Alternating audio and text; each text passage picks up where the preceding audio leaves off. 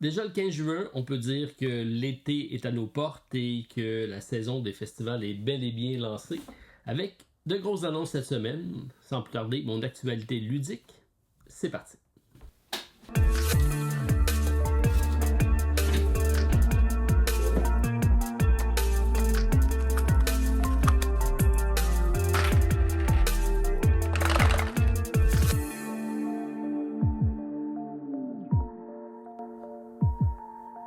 Bonjour tout le monde, très content de vous retrouver en ce samedi matin. Si vous l'écoutez lors de l'apparition de la vidéo, partagez café, petit déjeuner à votre compagnie.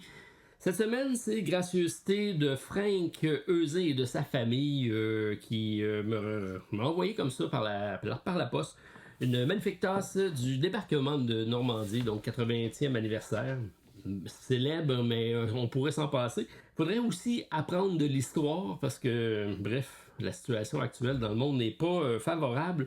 Merci beaucoup, Frank, de m'avoir fait parvenir cette tasse-ci pour laquelle les Canadiens, effectivement, étaient présents.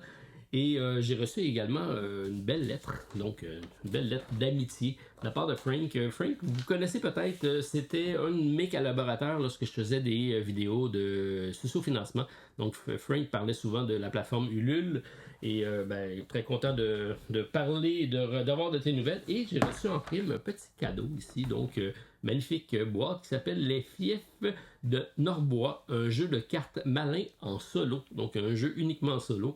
Avec une magnifique boîte comme ça ici. Jeu de cartes magnifiquement illustré. J'ai pas eu la chance de le tester encore. C'est de la compagnie Bad Boom Games. Connaissais pas du tout. Alors, très content. Un joueur, 20 minutes, 14 ans et plus. Alors, ça sera à découvrir. Petit jeu solo pour les vacances, c'est toujours apprécié. Et oui, c'est les vacances qui s'en viennent à grands pas. On est rendu mois d'été. Dans mon cas, ça va être assez chamboulé. Disons que ça va être plus au mois d'août, mes vraies vacances. Mais d'ici là, il y a Gen Con qui s'en vient.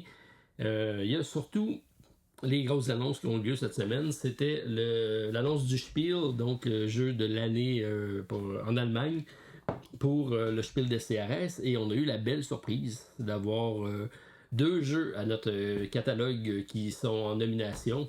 SkyTeam, bien sûr, de la compagnie Scorpion Masqué, pour lequel je suis un des propriétaires. Donc, c'est sûr que toute l'équipe était hyper contente au bureau. Vous allez voir, je vais mettre en vidéo la petite réaction de mon équipe. Lorsqu'on a fait la nomination, tout le monde écoutait ça avec attention.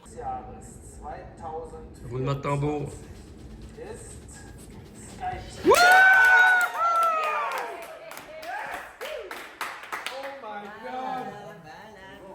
Un élément de surprise et de joie dans le bureau.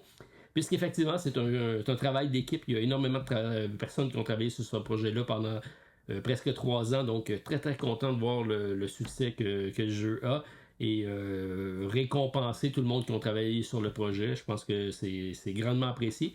Et c'est la même chose avec ici, sur les traces de Darwin, de nos amis Sorry We Are French. Nous sommes les distributeurs canadiens avec Laurent Dolph pour ce magnifique jeu-ci. C'est un jeu que j'avais découvert à Gen Con l'année dernière. Quand j'avais joué au prototype, j'avais dit, mon Dieu, c'est tellement fluide, tellement simple, tellement intéressant. On faisait une partie et immédiatement après, on voulait faire une deuxième partie. Donc, 2 excellents choix pour la catégorie maître en plus. Donc, c'est le prix rouge qu'on appelle. Donc, c'est très intéressant. Et il y a également le troisième qui est en nomination, c'est Captain Flip. Donc, nouvelle compagnie de Antoine Beauzet et de son acolyte que j'ai eu la chance de rencontrer. Il nous arrive avec un premier projet, ma foi, très intéressant puisqu'il est déjà en nomination pour le Grand Prix. Alors, ça fait un beau trio d'éditeurs francophones pour le prix en Allemagne. C'est très intéressant. Donc, ça prouve qu'on fait des bonnes choses et on fait les choses qui permettent d'avoir un rayonnement international. Et ça, c'est tellement intéressant. Pour l'occasion, vous avez peut-être vu passer également,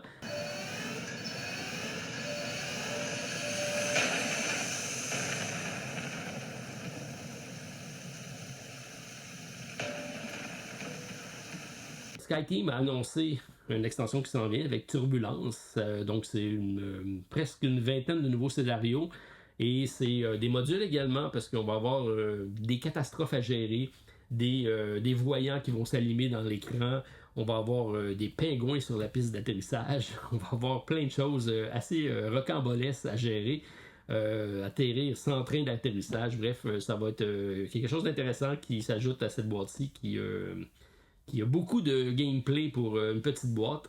Et sur les traces de Darwin a eu également une très belle annonce avec celui-ci qui arrive. Donc c'est une gamme qui va se continuer avec sur les traces de Marie Curie. Alors c'est le deuxième volet, toujours aussi intéressant, gameplay très très très différent dans celui-ci.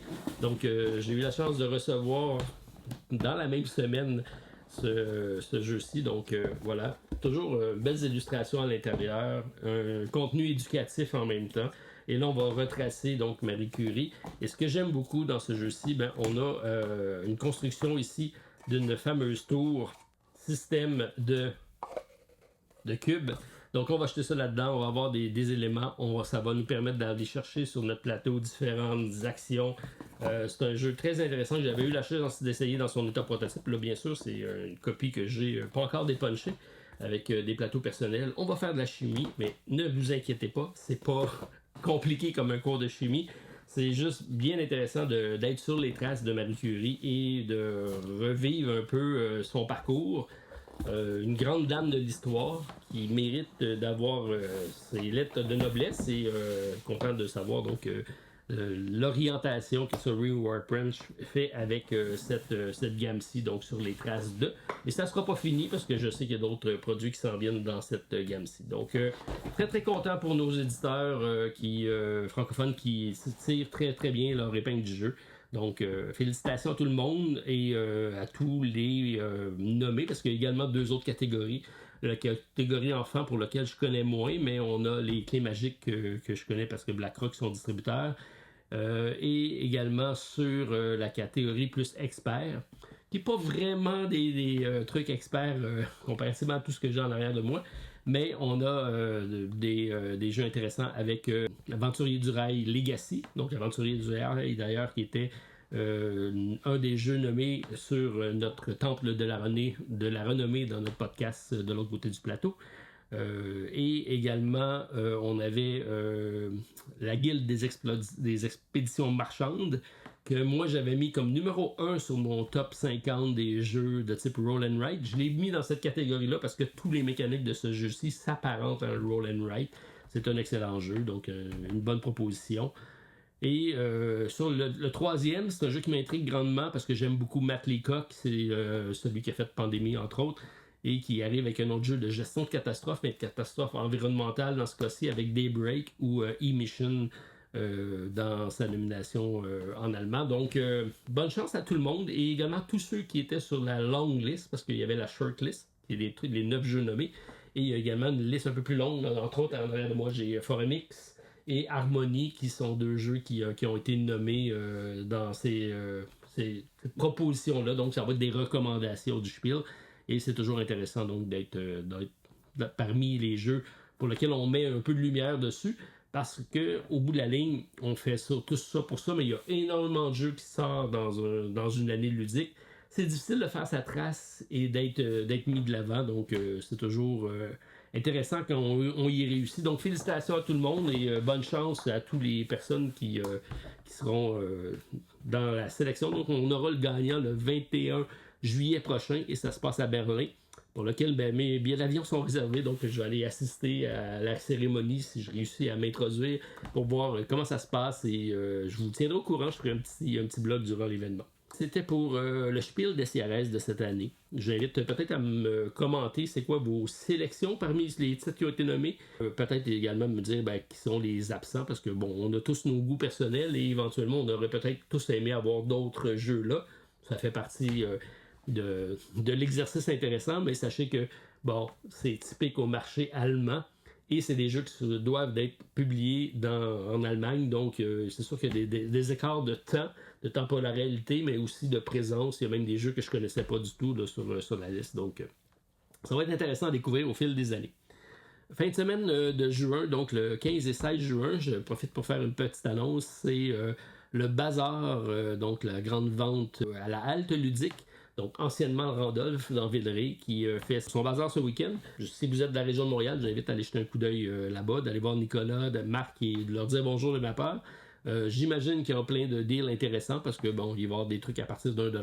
Toujours intéressant d'aller dans ces ventes-là et d'acheter des jeux usagés ou des jeux neufs en rabais. Moi, ben, ça me permet d'aller des fois compléter ma ludothèque, ce que je vous avais parlé la dernière fois, où j'avais ramassé des jeux que j'avais pas, mais qui sont d'excellents jeux comme les architectes du Royaume de l'Ouest que j'ai ici, entre autres. Là. Donc, j'ai toujours des jeux sous la main, toujours intéressant. Alors, c'était pour la halte ludique du week-end. Sinon, ben, si on y va avec les réceptions, j'ai des choses qui sont pas encore arrivées, mais qui s'en viennent. Alors ici, j'ai Monture et Destrier, c'est la nouvelle extension de Oltré. Donc, Oltré ici, qui est un jeu magnifiquement illustré, c'est du Vincent Dutray. C'est un jeu qui reprend un jeu de rôle, c'est Antoine Bauza, donc une mécanique de jeu assez classique, c'est un coopératif, donc on tourne, on résout une histoire. J'aime le système de cartes avec des récits, donc c'est des cartes mélangées qui fait en sorte qu'on a différents side quests à faire, et là dans ce cas présent on va avoir des chevaux qui vont apparaître, et on va donc les utiliser pour faire différentes quêtes. Donc, on a 35 cartes chroniques de plus, 20 cartes de péripéties, 15 cartes d'événements, 26 cartes montures. On a une série de jetons, donc ça s'ajoute comme l'extension du jeu. Après, mort ou vivant, je pense. Et ça, c'est le prochain qui arrive. Alors, c'est pour Oltré. C'est un jeu qui est marqué de 2 à 4 joueurs, mais ça se joue très bien en solo, il n'y a pas de problème. C'est parce que c'est un coopératif, donc on peut le faire facilement en solo. Moi, je le fais avec 2 personnages. Je fais les enquêtes. C'est juste, lorsqu'on lit les récits, il faut juste cacher une partie pour pouvoir prendre notre décision et ensuite continuer à lire. Ça se fait très très bien. Donc, 1 à 4 joueurs pour moi et une extension qui s'en vient prochainement. Donc, avec Monture et Destrier. Laissez-moi savoir si c'est pour vous. Sinon, je vais par des expériences ludiques. Donc, dans les expériences ludiques, j'en ai fait quelques-unes cette semaine, comme vous pouvez voir. Alors, je n'irai pas dans le détail au complet parce que j'en ai beaucoup.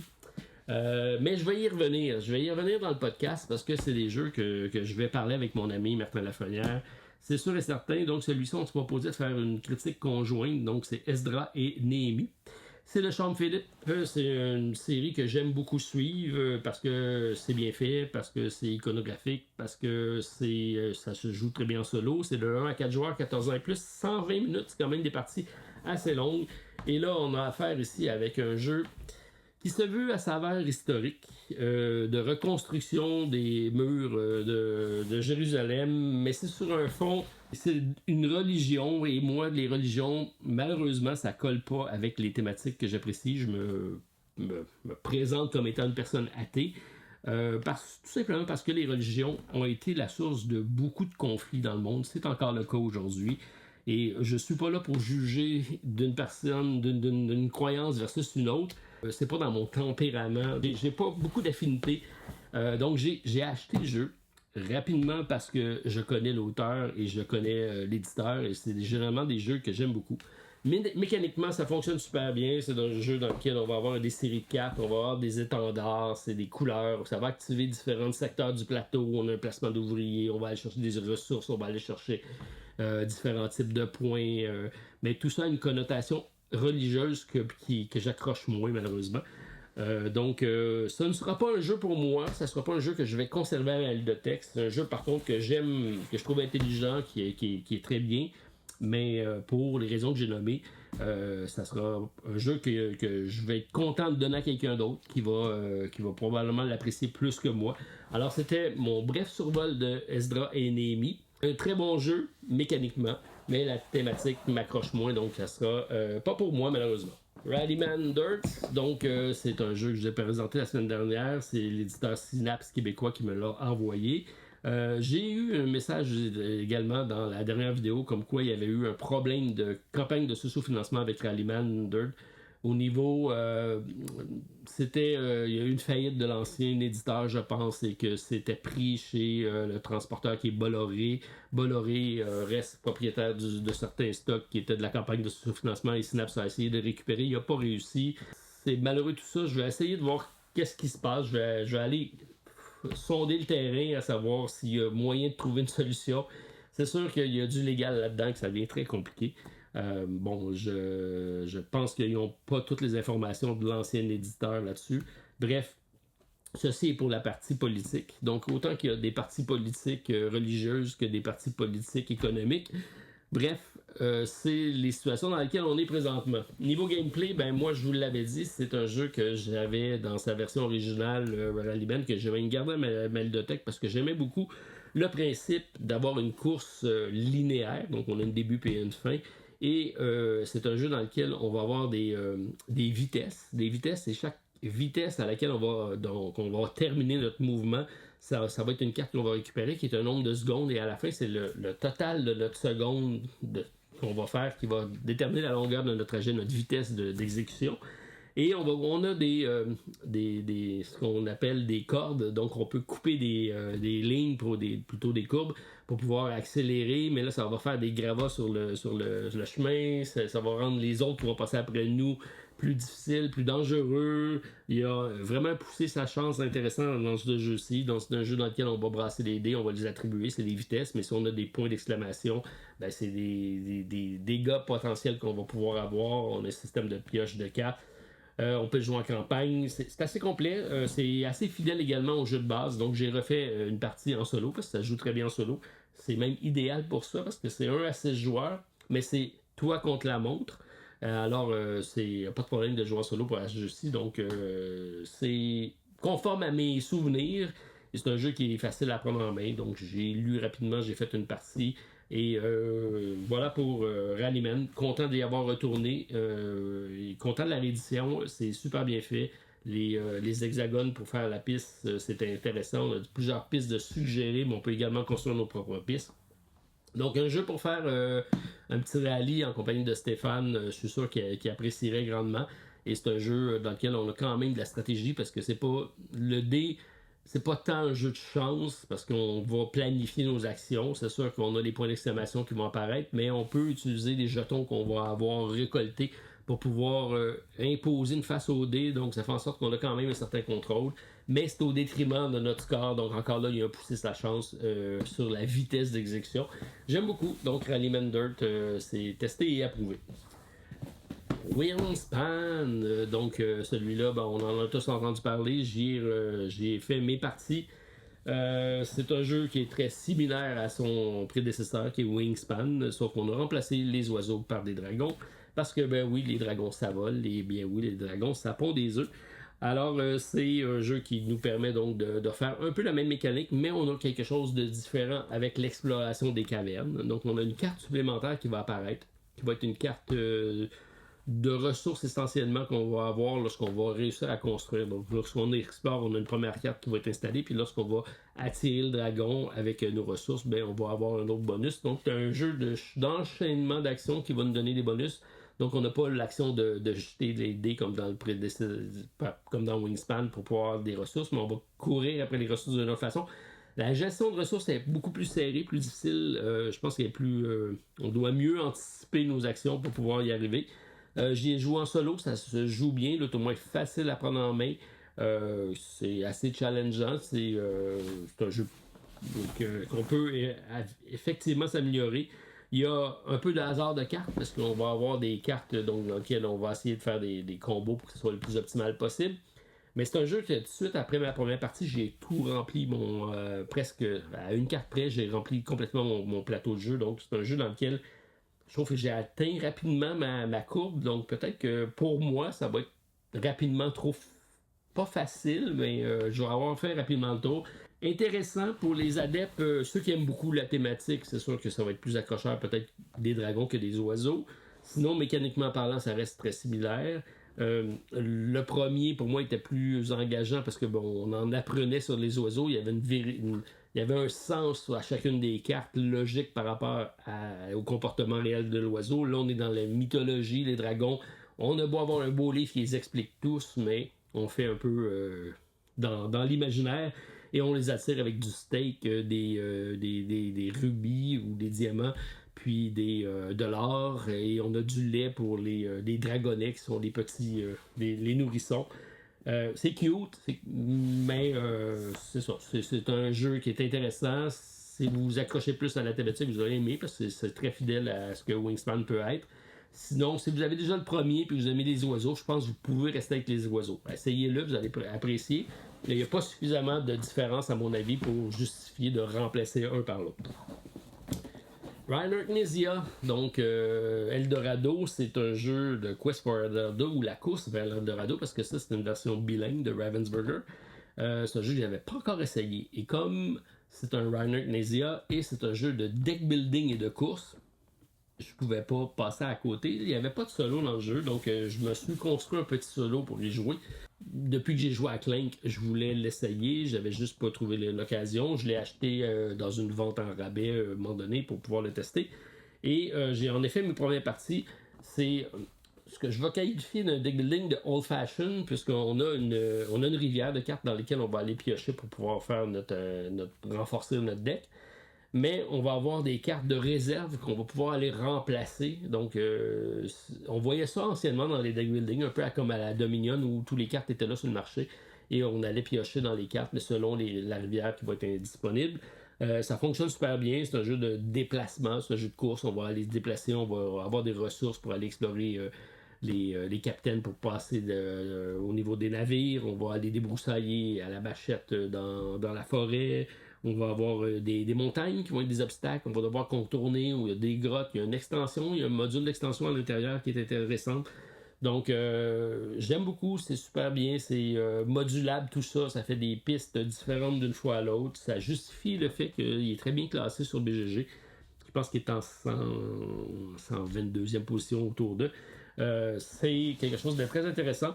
Et je vais conserver, je vais juste essayer de peaufiner un peu plus mon solo, parce que je l'ai fait, j'ai perdu lamentablement ma première partie, j'en ai fait un autre pour essayer d'équilibrer, donc je vais probablement le compléter, puis si ça vous intéresse, vous me le dites, je pourrais éventuellement vous mettre ça en ligne, parce que intéressant comme jeu. Donc deck building et course avec Reiner Knizia, pourquoi pas. Et finalement, je vais compléter ma vidéo de cette semaine avec les Pilars of Héraclès. C'est un jeu qui est présentement sous sous-financement, pour lequel je viens de terminer ma vidéo. Donc, ceux qui se posent la question quand est-ce que ça va être en ligne, c'est très prochainement. Il me reste juste à faire le montage et je vous mets ça en ligne. Beaucoup apprécié le gameplay de ce jeu-ci, beaucoup plus complexe que le premier qui était Ruler of Yucatan, qui est un autre jeu de contrôle de territoire, mais c'était avec des cartes et c'était uniquement ça. Ça, c'est beaucoup plus apparenté à un 4X, malgré le fait que la version de base, il n'y a pas l'aspect extermination, donc il y a l'aspect contrôle, mais pas extermination, donc ça en fait un 3X et demi environ, mais c'est très bon. C'est une mécanique intéressante de deck building encore là, associée avec une rondelle d'action et avec un déploiement de troupes sur une map, déplacement très complet mais très bien, intimidant au début, mais quand on a compris, ça se déroule super bien. Il y a des modules d'extension avec des barbares, avec un jeu de confrontation un peu plus poussé. Il y a un solo qui est disponible mais qui n'est pas complet encore. Donc j'ai les règles, je l'ai lu, il y a 2 modes de solo et je me propose de le tester. J'attends juste de voir si les règles sont suffisamment claires et finies pour pouvoir le faire, mais je vous reviens avec mon appréciation du solo. C'est un jeu que j'aime bien, donc je vous invite à aller voir le lien de la campagne. C'est Apéron Games en sous-financement présentement. Donc voilà pour mes expériences ludiques de cette semaine qui ont quand même été assez nombreuses. Donc vous voyez, grosse semaine. Alors j'attends de vous lire, savoir si vos choix pour le Spiel de CRS, donc si parmi les jeux qui sont là, qu'est-ce qui rentre dans vos cordes ou quels sont les oubliés dans ceux qui ont été nommés. Donc on se jase en commentaire et on se revoit très prochainement sur la chaîne. Bonne fin de semaine à tous. Bye.